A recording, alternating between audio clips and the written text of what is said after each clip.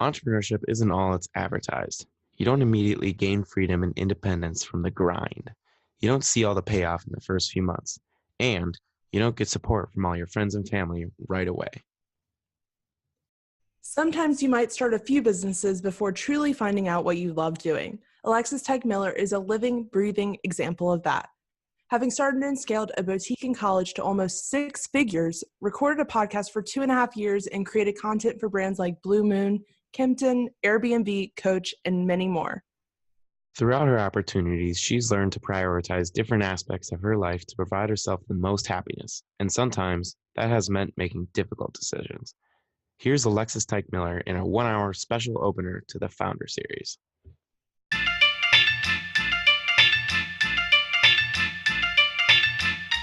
Starting a business is hard. Oh, we know. But you're not alone. Think of us as your one-stop shop for all the tools you need. Yep, relatable young founders share their stories, lessons, and advice to help you launch your own company. I'm James Naveen. And I'm Madeline Martini. And this is the Young Entrepreneurs Project.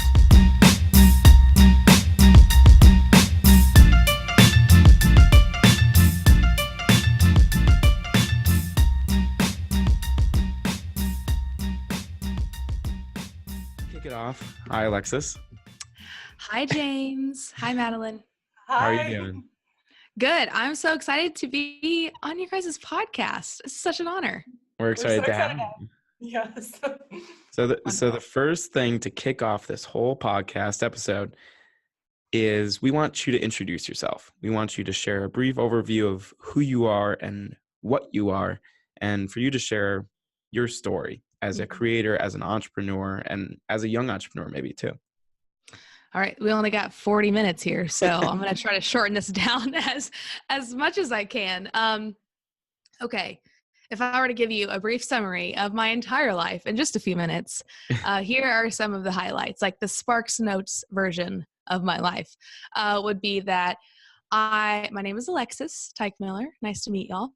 I am from a small town in Illinois called Dietrich, Illinois, of about 500 people.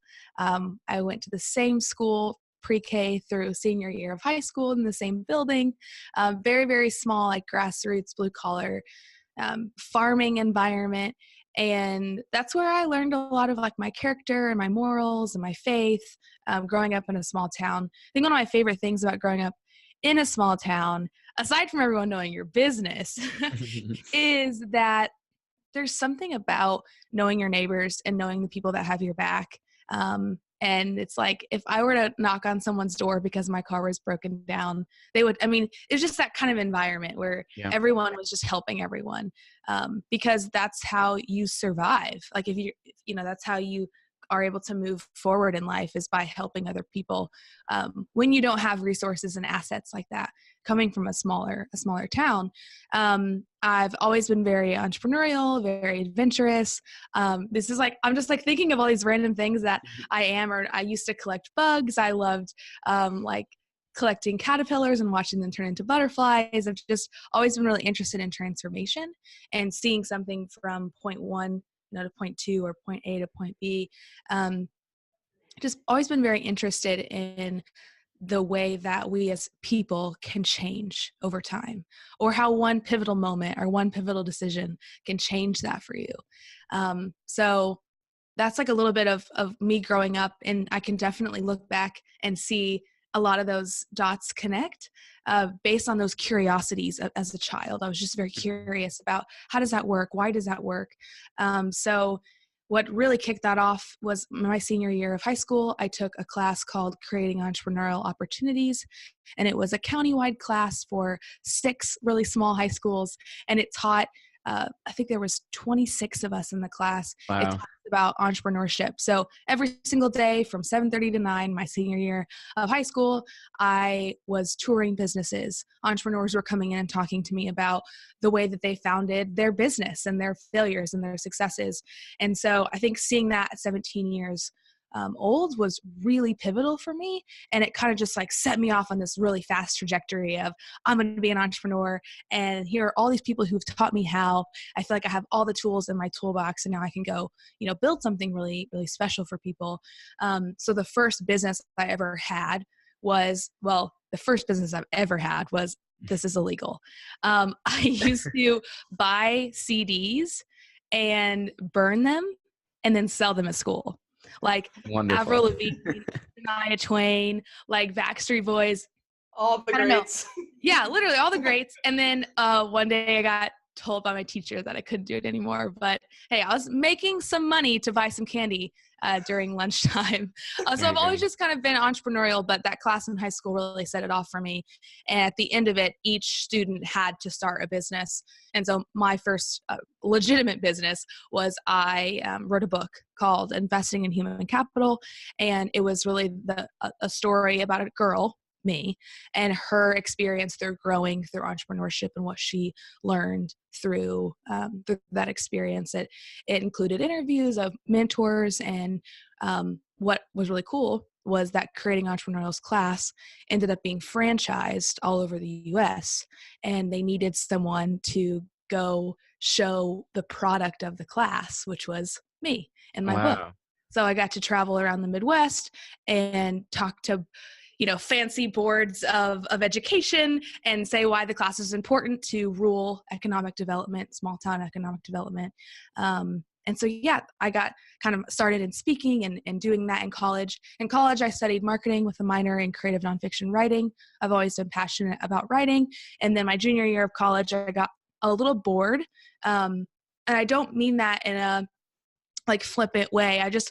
I was so used to taking things I was learning in real time and applying it to something real.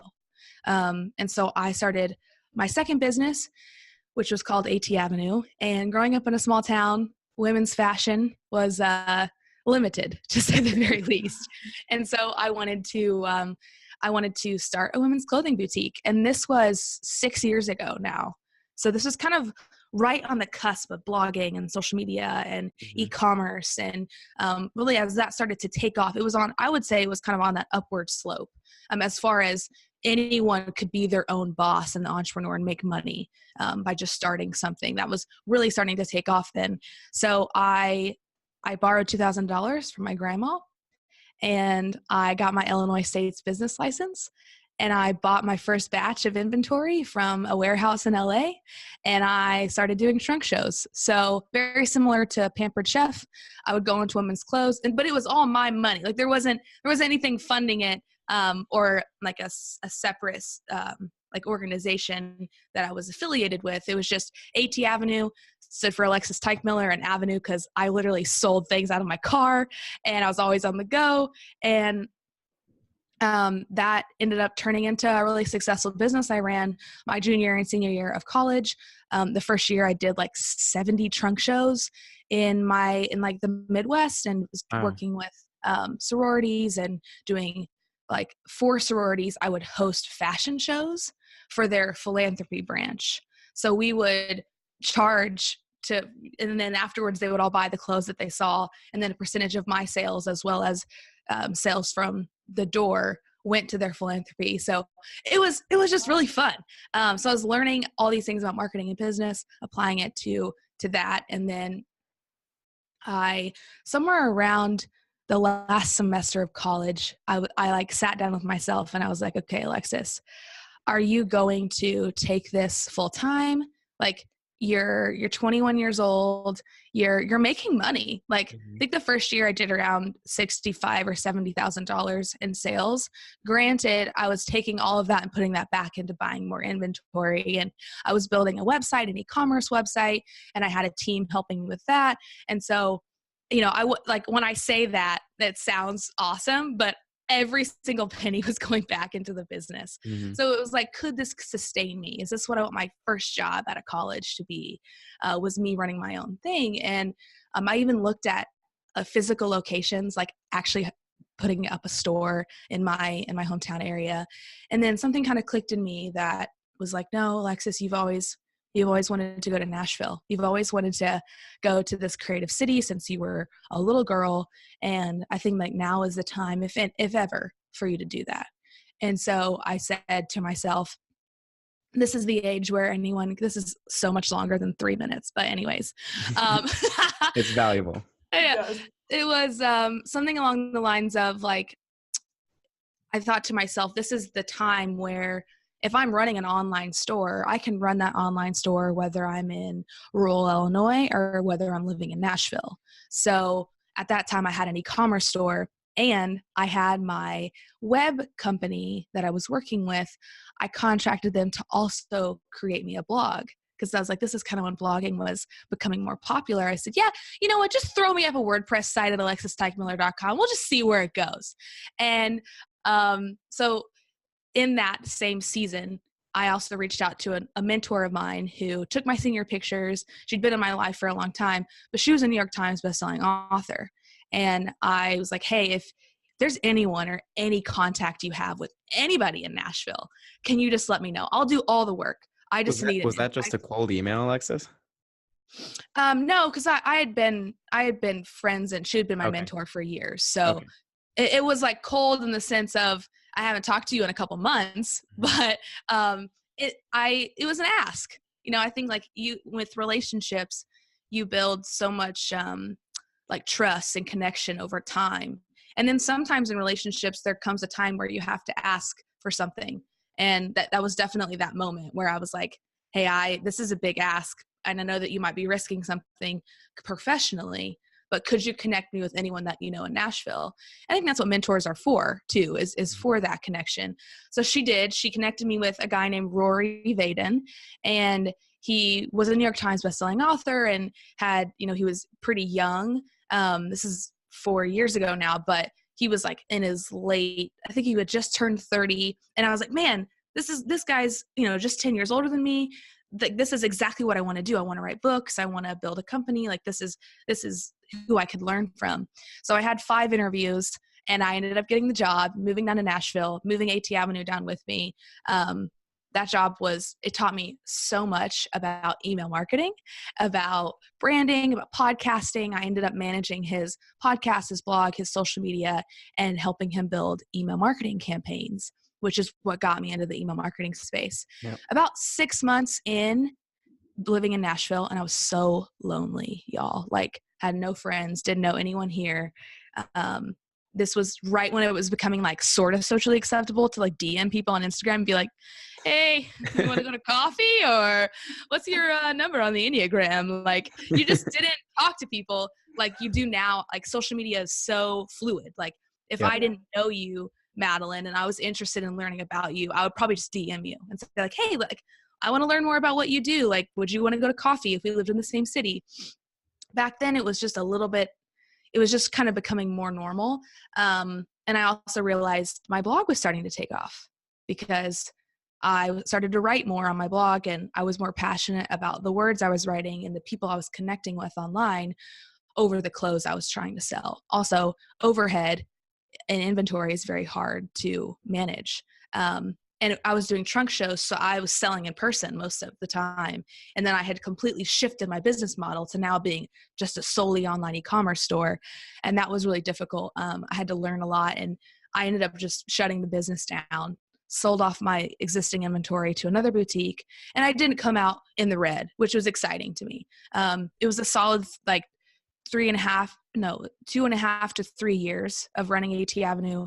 I learned so much, and that was awesome. Then about a year into my job with Rory, I met my now CEO of ConvertKit, which is an email marketing service provider for creators, at a conference. We hit it off. And after like a couple of days, he was like, hey, it was him and another guy named Daryl. Thank you, Daryl, if you're listening to this. We just all had a really good connection, and they wanted to know if I was interested in a different job. I said yes. A couple months later, I was working at ConvertKit, and now I've been at ConvertKit for almost 3 years, and I run their affiliate marketing program. But as far as who I am as a human, like, I think it's so easy when someone's like, who are you? Tell me about yourself. Yeah. you run to, here are the things I've accomplished. And granted, that is a huge part of my foundation. Like all the things I just shared with you is part of who I am. But if you were to strip all that away and you were to say, who are you as a person? I would say that, I'm curious, I'm adventurous, I'm a frequent flyer. I love, experiencing new places, new cultures. I've really been interested in social activism a lot more and equality as I dig more into my adulthood and I see a lot of the injustices in the world. Like I'm someone that really craves justice and I want to see people win in the right ways that they should win. And yeah, I love creating. I'm also a procrastinator and I like to make excuses and I sometimes let doubt get into my head. So, I mean, there's a lot of things on the good side and on the side that obviously we also need to work on. So that was a very, very long-winded answer, but I hope that was helpful. And I hopefully taught and added a little bit of value in sharing parts of my story. Yes, you've done 1,000,001 things. That's incredible. And congratulations on all the success you've had. Thank you. Thank you. I think one thing I realized is the importance of using your voice. I think as an entrepreneur, especially as a solo entrepreneur, as you're founding something, it's so easy to get caught up in the business side of things that you lose the opportunity to really connect with other people and the mission behind why you're doing what you're doing. And I think as I was building the blog and I started at ConvertKit, I realized there was this niche of people who were hungry for connection online because they were all entrepreneurs, but they didn't have people to connect with in person. And so that's why I started the Laptop Lifestyle podcast and ran that for 2.5 years. And then this past December of 2018, I ended that project. And we can talk about that too later, because I know we're going to talk about quitting things and the importance of quitting. Madeline, I know you had one big question for Alexis. Yes. So this is something we're going to be asking every founder in this series, but we believe a lot in pivots and taking changes and taking new opportunities. So we want to know, what did you say yep to that changed your life? And that can be personally or professionally. Yeah. Can I give you two? One that is like professional and one that is more personal. Yeah. I would say the professional yep was, or yup, depending on how you pronounce it, was saying yes to this job at ConvertKit. ConvertKit was a startup at the time with about 15 employees. I'd never heard of it. It was a huge risk. I mean, if you think about it, coming from, working with a notable author and all the things that I could have learned or stayed there, or I could have played the even safer route and got a more corporate job. And I think taking the risk to work at ConvertKit has been one of the most challenging and one of the most rewarding things I've ever done with my life so far. And who I've become here has been amazing. So I think if you have an opportunity to grow as a professional in a personal way that actually changes your life of the way that you think about everything, like ConvertKit has been for me, I would take it. Even if it is risky, even if it is a pay cut or you have to move or, whatever that situation is for you, if you really think that on the other side of that experience, you could be a different and better person than where you are right now, I would take it. So that was a big pivot for me. So then personally, I would say a big pivot was making the decision to stop hiding behind societal pressures or the societal path. I think it's very easy as young adults, as young founders, or just as humans in general, to want to follow this traditional path of life. And I think in the past couple of years, we've seen a huge resistance to that. But it's, okay, you get good grades, you do all the extracurriculars, you get into college, you get the good grades, you get the job, you finally get the job. So then you climb the ladder and then you get married and then you have children. And there's this like very straight and narrow path and there's not a lot of wiggle room. And so we find a lot of our confidence in accomplishments. And instead of finding confidence in just who we are as people and what we believe and who we actually are, not the path that society has placed us on. And so I think about 3 years ago, I don't even remember exactly where I was, but I kind of had this internal shift or internal pivot where I was like, I don't want to be on that path anymore. I don't want to make decisions based on climbing a ladder. I don't want to make decisions based on this specific path that everyone's supposed to be on. Like, I'm on my own path, and I respect that. And I need to respect people that are on their own path without us all being the same. And I think that it's so easy to compare where you are on your journey to someone else. And I think it was kind of that moment where, as my career started to take off and I was doing different side hustles, and my path looked different than the path of my friends. And I was comparing, like, am I wrong?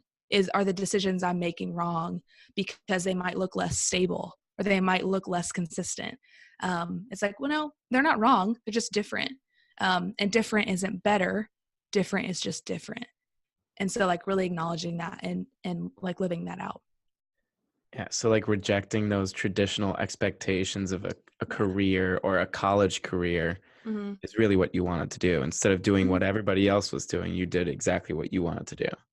Yeah. And not in like a selfish way. Like, yeah, I'm going to do what I'm going to do regardless of like how it affects other people. It Of was course. more of like, I can be so much more value to the world and to my community if I'm living in my zone of genius. And my zone of genius is not traditional decisions. So I just thought I could be more help to people if I was actually living out my specific truth. That's such a millennial thing to say, but I do think it's actually really important. I know it's oversaid, but like, figure out what your core like character is and your core truth is, and then follow that out. I think we're always trying to figure out like, okay, what's your truth? And I'm going to live that truth because then I don't have to worry or think about mine. But I think like spending some time to really figure out what it is that you truly want, what you want your life to look like, those decisions, and that comes so much quicker because you're like, oh yeah, that feels good to me. That feels right to me. So yeah.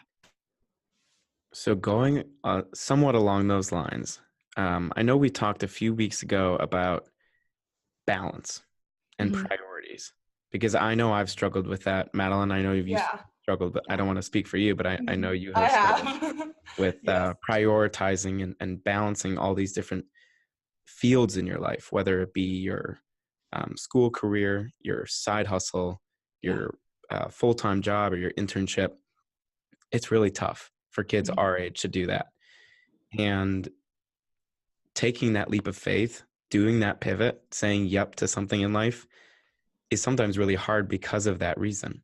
If they can't measure their time out, or if they can't see the light at the end of the tunnel because they just have so much on their plate, it's really hard. And I think that's what keeps a lot of people from doing things. I agree. Do you have any advice for people who are trying to balance these different areas of their lives, whether it be social, professional, or otherwise? Yeah. Such a good question. And I think it's something that is so relevant to anyone, regardless of what stage of life they're in.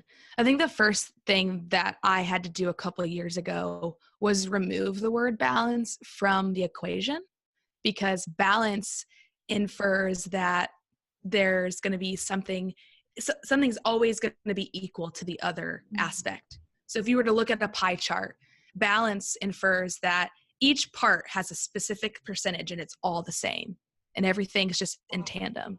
And I don't believe in that. I don't think that in any given season of your life that your life can be balanced. And I think it's a lie that we've been sold that we can be balanced human beings. And I think when you play into that lie, you're then like, you feel imbalanced and you're like, I'm supposed to be balanced and I'm not. So something's wrong with me in the way I'm living life. So then it just creates this cycle of doubt and shame of like, well, I'm not doing things right because I'm a mess. So I think something I had to do was think of it more like integration. I have all these aspects of my life, and here's how they integrate with each other. And here's how they complement each other. And here's where they don't complement each other. And so as my plate got bigger, like actually got bigger, and then there was more things being put on it, I had to decide what was being taken off. And I also recently have decided to make my plate much smaller, because I realized that the bigger my plate got and the more I put on it, the less happier I was, as well as the less productive, and my performance and the quality of what I was creating decreased. And so again, with the lie of being balanced, we also think that we can do it all and have it all. And I'm not here, sorry, it just thundered a little bit. I'm not here to discourage anyone. I want you to follow your dreams and chase after that thing that's in your heart and those desires. But at the same time, I think you have to be aware of the sacrifices it really takes to get what you want. And if you're not willing to put in the sacrifices, don't start the journey. Like, I think that might sound a little harsh, but if you can really take a step back and like 30,000 foot view your life and figure out, okay, like, I'm probably going to have to stop this. I'm not going to be able to do intramurals anymore. I'm going to have to stop meeting with my friends on Thursday nights. I'm going to have to stop, like, all the things that you want to start, make an equal list of things that you're going to stop doing, because like that time, it's nothing. The more you add to your plate, no more time in the days being added, still 24 hours. So as you add more, you have to subtract more. I don't know if this is helpful, but something that I've done is at the beginning of my week, I make a list of the most important things I have to do. And then I prioritize them by day. So the most important thing I have to do for the week. And then, okay, what do I have to do first? My friend Jessica always says, what's the next right thing? And I think we look at this long list of 30 things, but it's like just asking yourself, what's the next right thing to do? Like, what's the next step? And like, just focus on that one task that you need to do. And then also, if you are close to burnout, the reason that you're close to burnout is because you have not accurately prioritized things in your life, like self-care, sleep, diet, social interaction. So like, put those things back in, because I think you approach burnout quicker when you deny yourself of your like needs. Like, I need sleep. I need healthy food. I need social interaction. I want to do things for fun just because. And when you are a high-performing, ambitious human, sometimes those things are the first thing to get cut from your list. And so I would definitely encourage you to prioritize those, because the goal is sustainability.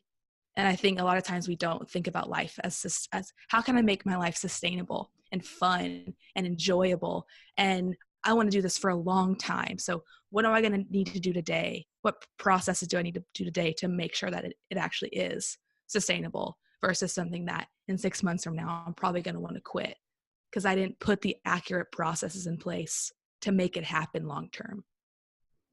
That's really terrific advice. Like, we hear a lot of people as young entrepreneurs saying, say no. Well, we hear both sides of it. Say yes to literally everything, so you have all these different opportunities. Or you hear people say no to everything so you can focus on just what makes you happy. And that's kind of about what you're talking about, but you also have to say yes to those things on the side that make you happy. You can't just say yes to one thing and do solely that. For sure. And something like that I've started to put back in my diet of life is reading. It was the first thing that got cut. Didn't have time for it. I don't have time. Saying you don't have time for something is saying that it's not a priority to you. So it's saying learning is not a priority to me. Oh, I can't go to the gym because I don't have time. That's just you saying my health is not a priority to me. Like, if you were to reframe it's not a priority if you were to reframe I don't have time to it's not a priority, and if feeling that come out of your mouth, my health is not a priority to me right now, that doesn't feel good. So maybe you would shift some of your decisions based on reframing that. Wow. I absolutely love that. That's something I have struggled with a lot, especially being like a new grad, and I take on a lot because I get excited about everything. I have shiny new object syndrome, but I've never heard someone refer to it not as balance and instead integration. That is a huge mind shift. So with that, I have questions. I feel this very real in my life right now. I think I've taken on too much and I don't know how to step back or even like what to think about when entering that. Like, I like the idea of saying, is this a priority? But sometimes everything can feel like that. Like, I want to say yes to health. I want to say yes to helping others, volunteering. So what kind of reflection do you go through when analyzing that? I love that question. It's like, okay, now let's take this a step deeper. And I totally feel you. And like that feel of, I'm a new grad, I have all these opportunities, I want to say yes to everything because it could lead to something more. I empathize with that so much. I think in order for that energy and that excitement to stay up post graduation, like you said, saying no and like having better integration with your time and prioritizing that will help. So something I always ask myself when I get asked, even if it's to coffee, like if it's to coffee, because another thing is people take up your time and you want to give it. You want to help people, you want to connect, but at the same time, it can conflict with other priorities that might actually be more important. So when it comes to saying yes to things, I don't immediately answer. So like if we're together right now in person and you were to ask me something, I used to say yes immediately. Yeah. And like, oh yeah, like let's figure out a date. Like let's put it on the calendar right now. Like let's make it happen. I stopped doing that because I realized that I was sacrificing all of my time by being too impulsive, by saying yes to things because I was in the moment. So I said, you know what, let me check my calendar. Let me check out some of the different projects I have going on right now. And let me get back to you. Because that's fine. You don't owe them anything. Like just saying that I need some time to think about it or give me some time to get back to you. That's very normal.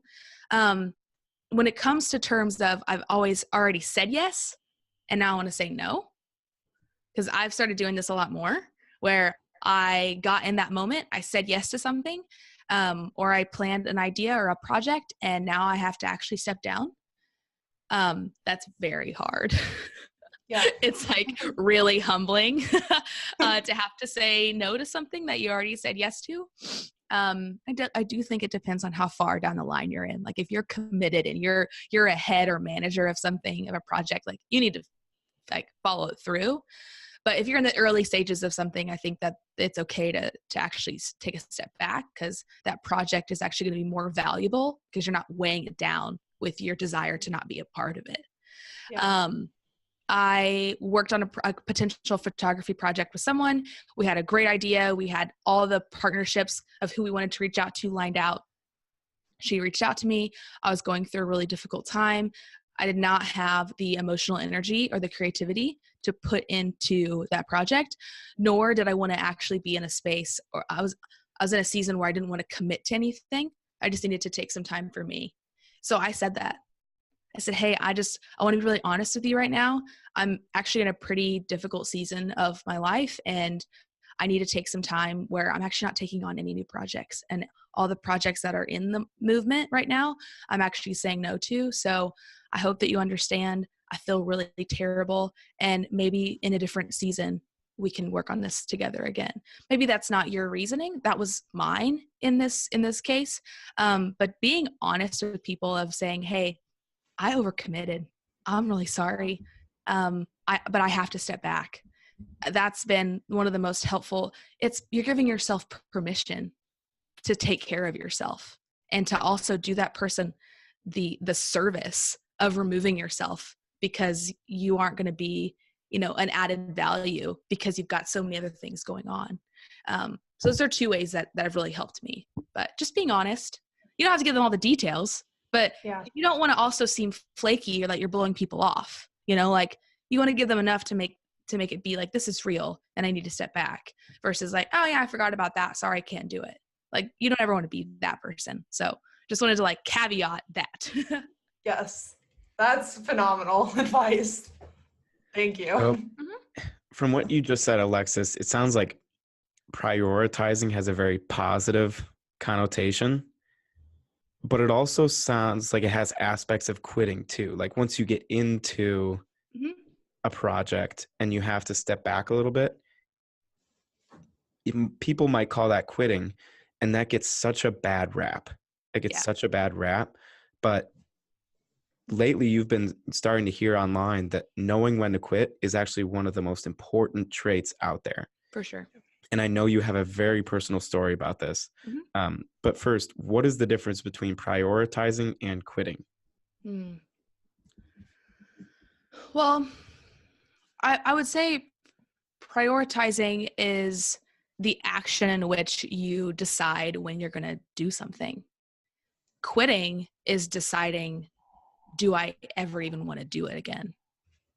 You know, like it's the flip side of prioritizing. Sometimes when a task pops up in your priority list, it's a gut check of, do I still want to do this thing? Like go to the gym, record a podcast, write a blog post, whatever it is. So in my case, I had done the podcast. Like I have quit several things in my life because the season was over. And I think we don't give ourselves permission to live in seasons. Like we think that we're just going to be the same person, want the same things are going to bring us joy. We have the same ambitions, the same dreams for our whole life. Like that is so unrealistic. And I don't know, it makes me laugh because I am that in my head. You know, I start something and I'm like, and I'm going to do this forever. And then I don't.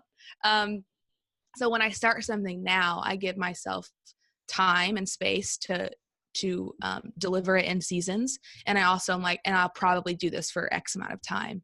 Like AT Avenue, it was at the end of its season. I had left my hometown. I left all my resources, all the people I was hosting truck shows with.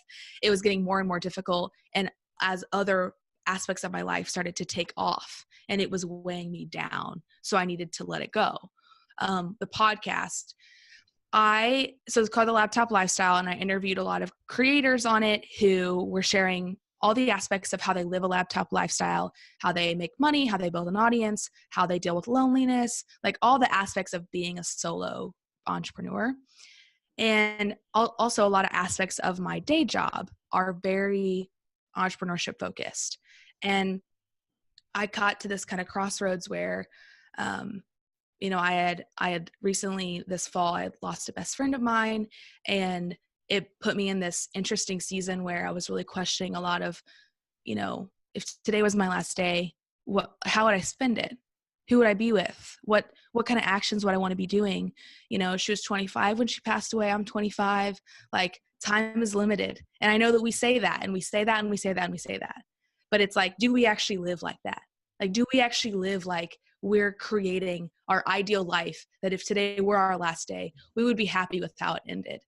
And we would be having the impact on people that we want to have, you know? And I think that we get so caught up in our routines and in what we're supposed to do and the societal pressures and the path and all the things that we like forget to gut check. Am I in the place I want to be? Like who am I becoming who I want to become? And I think that losing her and going through that season, and I'm still, to be honest with you, I'm still in that season of kind of mourning / figuring out my next steps and trying to figure out, you know, how do I want to create the most meaningful, valuable life that impacts other people and that serves my family and my community really well? How do I do that? And I don't know. I don't know the answer to that question, and that's okay. And I think we want to jump to having the answers all the time, and it's okay to not, and it's okay to sit in that season for like a little bit. Sitting and staying in something to feel it through so that you can find the answer is different than being stuck. Like I'm not stuck right now because I've chosen to be here because I want to get to the other side of this. And I know that I'm going to grow into something even stronger because of this season. And I think quitting the podcast was kind of that like last thing that was tying me to projects I didn't want to do anymore and topics I didn't want to talk about anymore. I'm so much more passionate about the things we're talking about now. Yes, business, but like the real life stuff, you know, like time management, but like for real humans, not like you do X and then you plus Y and you multiply it by 5 and then you get productivity, you know, like I want to talk about real things. I want to talk about anxiety. I want to talk about self-care. I want to talk about vulnerability. I want to talk about these things that are really hard. And I'm not in a place right now where I can talk about it all without crying or without, like I want to be my most healthy self when I have these discussions. I'm not right now, and that's okay. So I think to quit something you need to ask yourself, does this still bring me joy? And have I done everything I can for this to come to fruition? And it wasn't bringing me joy anymore. And I had done, I had over 100,000 downloads with 75 episodes. I had done everything I could. And I was really proud of that project. And it came to an end. And the reason I say project is because the idea of a project is it gives you the permission to have a beginning, middle, and end. And I learned this from Seth Godin, who's an incredible writer. If you guys we know. are interested. We love him. So good. But he spoke at an event called Craft and Commerce, which is a conference that ConvertKit hosts. He spoke at the first conference, and he shared a little bit about his philosophy of projects and how he runs his life in projects, beginning, middle, and end. He doesn't want to get in this cycle of having to do the same thing, this obligation to do the same thing every day for 7 years. So I've started to kind of shift my mindset and the things I create in terms of seasons and how they are a body of work. Like if you look at a resume, it's kind of like your body of work. But now when it comes to my personal brand, I'm building my own body of work. Hopefully by the end of this year, I'll have a separate podcast called Deeper Life coming out, which is really exciting. Wow. And that'll be a part of my body of work. And I want to start writing some ebooks and some physical books and coming out with some more assets on mindset and vulnerability and helping people get deeper into their relationships with people. And so I know those are things that I have desires to create. I'm also not in a space where I can give that my full attention and my full just emotional energy that it's going to take to create that. So, and a couple of things. Don't jump in too soon if your plate's already so full that you're never going to be able to actually give it your all. And then in that case, when you do jump in too soon, don't be afraid of the stigma of quitting. Like there are so many bloggers. Like there are so many fashion bloggers, travel bloggers, photography bloggers, like so many bloggers. And I can count on one hand how many I have actually seen publicly quit blogging. It's like this thing that you have to keep up. This is a specific example. And it's like, I don't want to have to keep up something just for the sake of keeping it up if it's not serving anyone. And the podcast was serving a lot of people. But at the end of the day, it wasn't really serving me and my mission for where I saw my personal brand, kind of the direction I saw it pivoting. So I needed to make a change, and that's okay. I'm just curious, are you familiar with Marie Kondo? She wrote like The Art of, she talks a lot about, I love her. I Marie Kondo'd my whole house in January. Did you? I watched Tidying Up on Netflix, and then I would watch one episode, and then I would go start a project, and then I would watch another episode, and I would start another project. So my house is now Marie Kondo'd. Yeah, my drawers are the clothes are folded totally different. It does change your life, but it does. It really does. And I was listening to actually another podcast this morning. They talked about the same thing that you kind of were talking about, that like choosing, like think about everything, because that's how she thinks. Does this item bring me joy? But like you can do it with everything in your life. Like, does this project, does this job, does whatever bring me joy? Mm-hmm. Yeah. Does this relationship bring me joy? And I think that there's a healthy kind of joy and there's an unhealthy kind of joy too. There's a kind of joy that feeds to a side of you that's like, eating an entire pint of Ben & Jerry's brings me a heck of a lot of joy, but it's not good for me, So like just acknowledging there are things that might bring you short-term joy versus long-term joy. Does this bring me long-term joy? And if the answer is no, then don't do it. If the answer is yes, do it if you want to do it. Yeah. I think that's a really important notion that you made about, so if you have this audience and they're getting the value, they're benefiting from what you're putting out there, but you're miserable. Mm-hmm. That's really difficult to, I don't want to say the word, but balance the value that you're providing them and the happiness that you're not getting from that. Do you have any advice on that, Alexis? Yeah, I would just say that, like, you're not a martyr. You know, having your own business shouldn't feel like you're, death of thyself in service of someone else. If that means that your life isn't sustainable, your relationships are probably suffering because you're unhappy. Your physical and mental health might be suffering because you're unhappy. So then you have to look at, again, kind of that long-term effect of, yes, I might be serving a lot of people and this podcast might be helping a lot of people, but think of how much more value I could be if my whole self was actually in it, and at the end of the day, it wasn't. And so it was just I always come back to the word permission. As you get older and as you move into adulthood and as you move into, marriage and relationships, I think a lot of times we look for someone else to be like, am I okay? Is this okay? Am I on the right path? Am I making the right decisions? And like, sometimes you don't have an answer because there's no, like, you're not with your parents anymore. Like, you're an adult. You got to make your own decisions. You're growing up. You're making, tougher decisions that impact your life. And for decisions that come to like taking care of me, I've come back to like, hey, Alexis, like, you have permission to say no. You have permission to not be around people that don't make you feel good about yourself. You have permission to stop disliking your body because of what you see in media. Like, you have permission. I'm giving you permission. Like, will you take it? That's up to you. But like extending that internal permission of like, hey, I see that you're struggling. Like, you have permission to not. Like, I'm going to give that to you. Like, that's there for you if you want it. But I think like having that inner dialogue of like really being tuned in with your heart and having that intuition and that gut check is really helpful when it comes to making difficult decisions. I think that's incredible advice.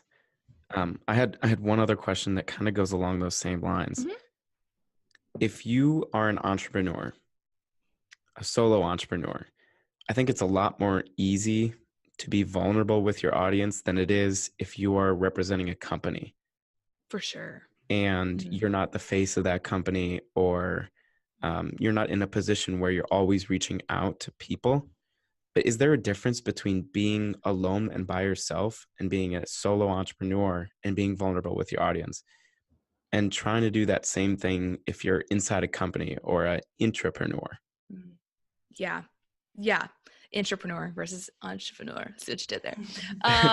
Yeah, I think there is a big difference. I think that there is a line that can be crossed. So like, let's just separate that. So as a solopreneur, I'm sometimes more vulnerable with my online audience and on stories and sharing than I am with my own family sometimes. Like, it's easier for me to just write about what I'm going through and what's in my head than it is sometimes to speak it to someone that has a face. Like, does that make sense? So it's like, sometimes it's just easier to be like, this is really hard and I'm really struggling and this was my day and I'm struggling with anxiety or whatever that might be, than it is sometimes to verbalize that to people that you know in real life. So I think that in the context of vulnerability on both sides, a personal brand and inside of a company, ask yourself your intention for sharing. This is always something I come back to. I've had so many people reach out to me and be like, I want to be more vulnerable. I want to share more of my story and I want to share more of my life and I want to get it out there, And sometimes I'm like, maybe the answer is therapy, because if you are desiring to process parts of your life by sharing, because sometimes unloading or verbally processing is a way that we're able to heal, I would suggest therapy for that. Unloading your life story on social media or to someone who can't give you any kind of healing or any kind of answers is about you. You're sharing for you and in service of you. Anything I share online that is vulnerable, it is because it is, I fingers crossed, like I usually have good intentions with like gut checks. It's in service of other people. Like, even if it just helps one person feel like they're not alone or feel like they're okay today or feel like they can get out of bed because someone else is struggling with the same thing. Like, that's my whole mission. Like, that's my intention. So in that same vein, if you're being vulnerable at work, what is your intention? Is it for the goodness of the community? Is it for the goodness of the conversation and the decision that needs to be made, or that you're stressed and this is how it's affecting your workload? Then yes, that's important. But if you're being vulnerable for the sake of being vulnerable to show off, to get attention, I would say that you might need to go to therapy instead. And that's a great option. Like, there's no stigma around getting help around processing different things that have happened in your life, or maybe you see some behavior that's coming out and you're like, I don't like how I handled that. I wonder why I act like that. Why don't I go get some help and get that figured out so that I don't have to do that anymore? I think there's a line. It's like at ConvertKit, I am vulnerable with my colleagues. I am vulnerable with my team, so that it helps us make better decisions. It helps us feel connected. It helps us feel like family. So my best friends are at ConvertKit because of the way that we're able to share, person to person. Now, when I run the affiliate program, I'm not sending out an email showcasing what's going on in my life, because that situation is not about me. It's about serving them. So and that's not valuable to them. It's not valuable. So I think I want to be careful not to commoditize or like monetize vulnerability, like value, when you think, well, that's not valuable to them. It's just in the context, like in the context of a professional setting, it's just not relevant to them. It's not important to them because there's no, personal connection. Whereas inside of a work setting with a few colleagues, if we're sharing about something that's going on in life, that feels a little safer. That feels like my intentions are pure. I'm trying to, encourage an environment of authenticity. Whereas in a personal brand, sometimes I see people being vulnerable for the sake of being vulnerable, and it's not necessarily with a lot of authenticity behind it. And no judgment on that. Like, I'm glad that you're sharing.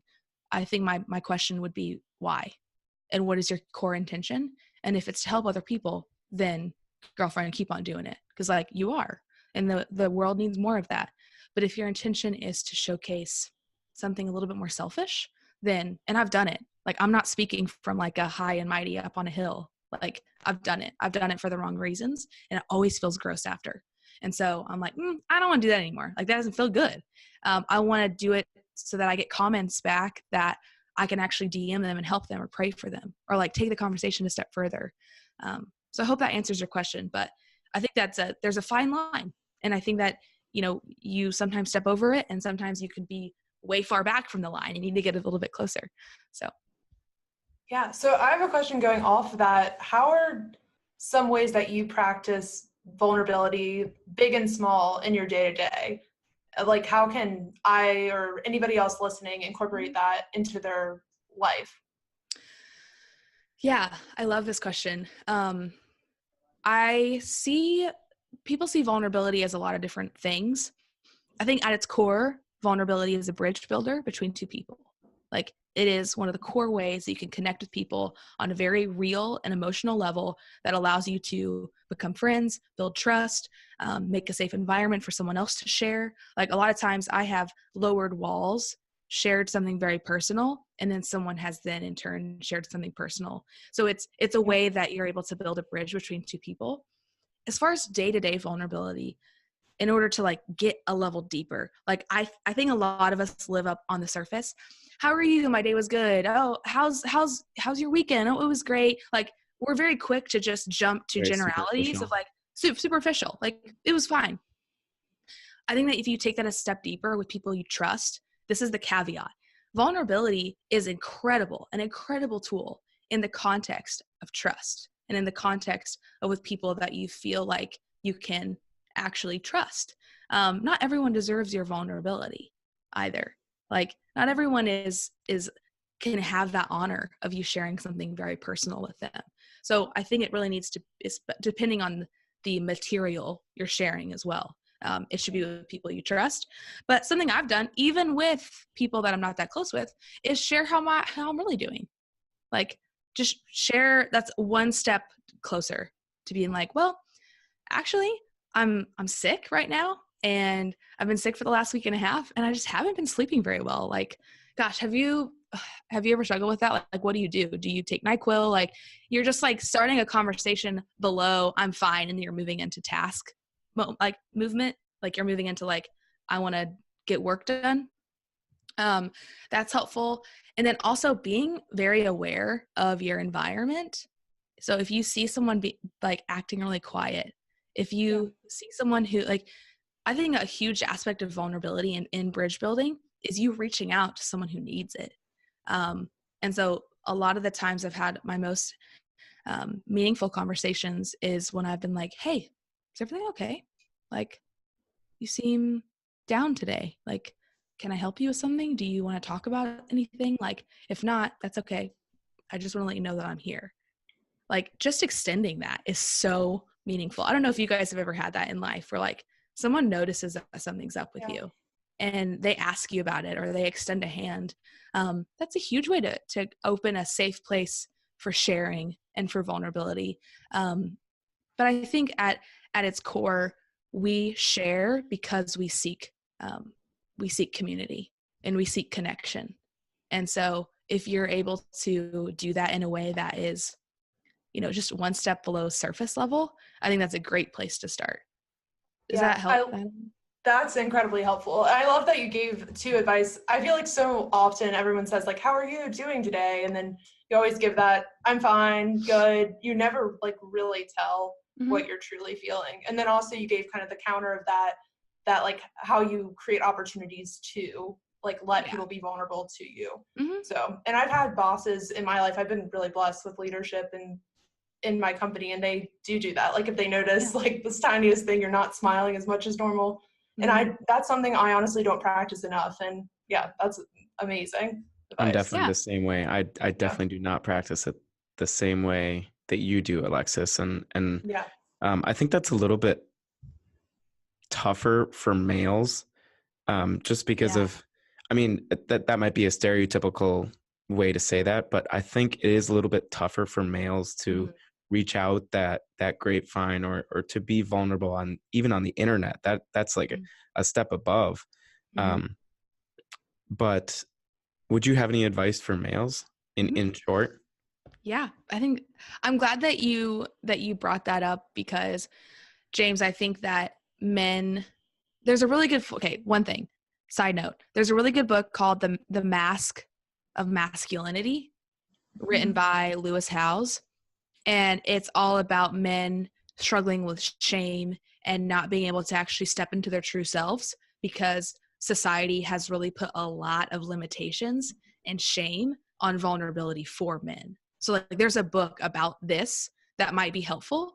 And I'm not going to have all the answers. Like that book has a lot of really great tools and examples, but I think that's something that's important is just removing the walls and the bravado of masculinity.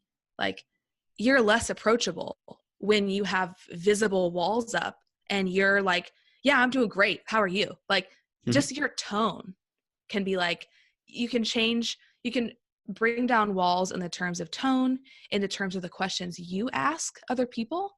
If you feel like you're in a good environment to do that, ask other questions and you invite that vulnerability back into you. I think that in terms of vulnerability, sometimes we expect people to ask us, or we expect all the right scenarios or circumstances to line up for us to be vulnerable. And I think that we have to take that first step. And so for men, I think just being open to sharing a little bit more when you do speak, or when you are asked your opinion, you bring it back to like maybe even a little bit more of an emotional side of like, well, this is how, and this is in the context of work, but I think that if we were to make this decision, here's how I would feel about that. And I wouldn't feel very good about it. Here's why. Like, I think just like using words like feel and, here's how my viewpoint is on this. I think that creates the language too that's helpful. And then like inviting that back in so that when you ask a question to, let's say, a woman about like, how was your weekend? Like, tell me, like, how are you feeling about the way that situation was handled? Or, hey, I overheard your conversation with so-and-so. Are you okay? Like, inviting that in, like, you have to be aware in order to ask the right questions. So a lot of the times we just need to listen more and be like really tuned in to how can I create a space for someone to be vulnerable today? Well, you have to be open to it. Like I always like think about a lot of things with, is my palm open or closed to that? Like I ask that a lot to myself. And in order for a vulnerable conversation to happen, the palms have to be open or someone's not going to open up to you. Like if you're closed off and your tone, your body language is very, hunched in, closed off, stern, you have a stern tone, then no, that's not inviting. So that applies to both men and women. But I think a lot of times men that have intimidated me the most in the work setting have been because of their tone and because of their body language. And if you're able to shift that a little bit and make that feel a little bit more of an open environment, especially for a woman to then share her emotions with that man, there needs to be that even, like the emotional even playing ground of, okay, we're in a safe place. We have light tones. We have good body language. So then it opens that up. Does that help? Yes. Oh my God, Okay. that's so helpful. I think it's really important that you brought up listening because toward the end of 2018, I had already been working with Madeline for a couple of months, and I've had a girlfriend for a couple of months. And I realized that I wasn't listening as best as I could because I was a little bit more closed than being open, like you're saying.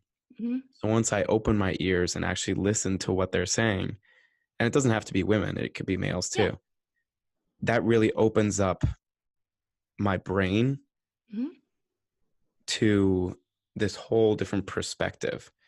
And it's not so much about me even responding. It's just about taking all that information in and processing it and letting that process for a couple of hours or for a couple of days or for a couple of weeks and trying to help as best as I can. So I think that's really, really important that you brought up listening. And that's actually my power word for 2019. Hey. So so I'm really I like working on the that. power word. Yeah. Your power word. That's a good distinction. No, in that same vein, James, of listening and really taking the time to take things in, a piece of advice my mentor gave me that I will never forget and think about all the time is he always said, take it all in and sort it out later. Like take it all in right now and sort it out later.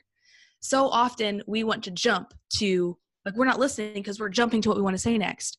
We're not listening because we want to jump to our decision, what we want to do. Like we're very inward focused, and it's hard to be outward focused when you're not listening, when you don't have your palms out and your ears turned in so that you can actually take in the information. And there have been, this advice has helped me so much in meetings. It's helped me process things better. It's helped my relationships because I want to jump in and be like, this is what I think. And like, I want to be a part of the decision-making. But I am actually I'm a better decision maker when I give myself time to marinate, to process it, to really sit in it, and giving myself permission to take it all in and not have an answer and then sort it out later and process it and then make a decision. I have made some of the best decisions of my life because I took the time to not make impulsive, like jump in and make impulsive decisions or say something impulsive in a meeting without really giving myself time to think about it. Yeah. And I'm sure that's helped you leaps and bounds, not only in your personal life, but also on your side hustles and with ConvertKit. All right, Madeline? Yeah. And as a young founder, I think that's amazing advice and even if you work in a startup, because I think so often we're like, go, go, go. And it's funny you bring that up, that even like listening in a meeting and allowing time people to think, because I was just in a meeting last week and we needed to make a decision on something. And somebody's like, I need 24 hours. And other people in the meeting were like, that's not how we work. We're a startup. Let's go. And in the moment, I honestly kind of agreed with that. I was like, we are supposed to move fast. We're supposed to break things. That's Facebook's whole thing. But sometimes not, because if you take that extra 24 hours, you could have made such a better decision. And I don't think, I think as entrepreneurs, a lot of times we don't give ourselves time, or the people who work with us time to really just sit and think. Yeah. So, there's a good book that at ConvertKit, we do book club, and which has been one of the coolest things because you get to see a lot of different perspectives based on the same content you're reading. We read a book a couple of years ago called Predictable Success, and I think it would be really helpful for young entrepreneurs to read because it really walks through what stage of business you're in. And there for a while, and we're just kind of getting out of it. There's these stages of business like that a business goes through. And there's a specific one called whitewater, where you're like literally in an inner tube in whitewater rapids, like going down and just getting stuff thrown at you. People are flying out. James isn't even in the canoe anymore. Like, you know, you lose people come in, you're like it's a very high intensity. And sometimes it's so exciting that you miss all the chaos that's happening in front of you and behind you because you're so focused on what's right in front of you. Yeah. And we realized that we needed to put better processes in place. So people were speaking up and saying something was broken or we need to work on this, but it's not that people weren't listening. It's just that we were so focused on where we were right then and what we needed to do and what we needed to accomplish that we weren't thinking about, okay, 6 months, 12 months, 18 months, 24 months from now, what process could we have in place that would make this easier? So same thing goes with like the art of listening is really taking the time to process and think about, okay, I'm taking this in. Okay, I agree on this, disagree on this. Here's what I would do different. But you're giving yourself time to really have like better informed opinions too, because you're not that person that just speaks up in a meeting all the time. Like you're that person that when you speak, people listen because you're well thought out. You've given yourself time to really come up with a well-formed opinion. It's not always about being the squeaky wheel. Mm-hmm.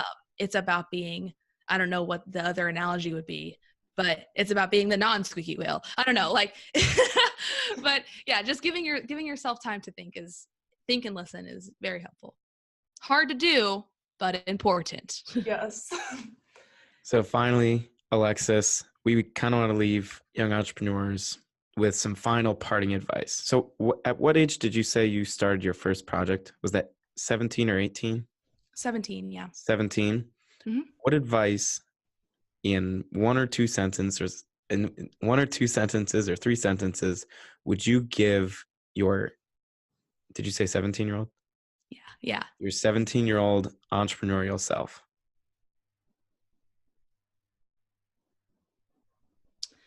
Ooh, okay. This is going to be 2 sentences. That's fine. Gosh, James, way to limit me. I'm kidding. James and I, for context, James and I had a conversation a couple weeks ago just about life, and we're talking about career stuff. And I kind of said this to you at the end of that meeting, was there's something about appreciating and honoring the season of life that you're in. And if you're 17, 21, like you're figuring out those important aspects of life and where you want to go, you can fill your plate so much that you miss where you're at. Like you're so busy doing the next thing that you can't even enjoy the friends that you have right now who won't be there. You'll move away. The environment of life that you're in right now will shift. It always changes. That's one thing that you can count on is consistent change.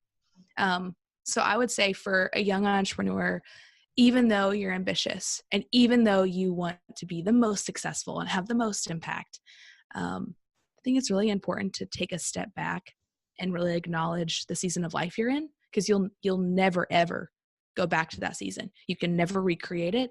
The friends and the people in the community that are around you right now will probably change in the next 5 to 10 years. Soak that in. Like, if you can give yourself that awareness and that wisdom to be aware and present in the season while also looking forward at the same time, that's a great skill. That's a great place to live. I'm just kind of now learning that at 25 of like, oh, I can be present in the moment and also have future plans, and they don't have to conflict with each other. For so long I lived in the present, for so long I lived in the future. I was always like, and this is my plans and here's where I'm going. And I was just so future oriented that I let a lot of years go by that I could have probably had built more meaningful relationships, made better memories, because I was honoring where I was. So that's probably not a very popular opinion, but it's one I've experienced. And I've also seen a lot of other entrepreneurs feel that, honestly, that regret of, man, I wish that when I was building this thing, I wouldn't have neglected my partner, my relationships, my friendships, my health. So like honoring where you're at is really important. Well, thank you, Alexis. That's powerful stuff. Yeah. The final thing we want to leave you with is, where can people find you? And I know you have this new project coming out toward the end of the year. So how can people hear about that, and how can people hear more about you after this episode is live?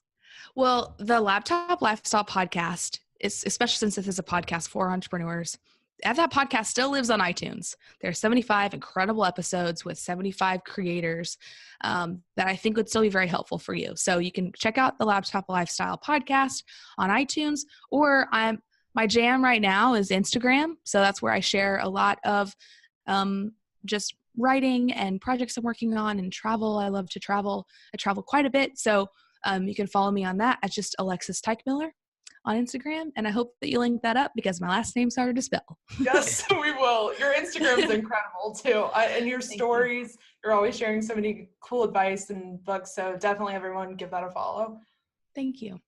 Thank you, Alexis, again for everything. This has been amazing. I've learned so much. I feel like I need to go and think now and just reflect. And again, well, thank you for having me on. Like, I think that what you two are creating for young entrepreneurs is so incredible. And there needs to be more people like you out in the world. So I think that this podcast is a way that really sparks inspiration for a lot of people. So thanks for the work and the time and the long hours and the grind that you guys have put into this podcast, because it's important and it's helping change people's lives. We hope so. We hope so. Again, this has been Alexis Teichmiller on the Young Entrepreneurs Project cast. Thank you so much, Alexis, and we'll stay in touch for sure.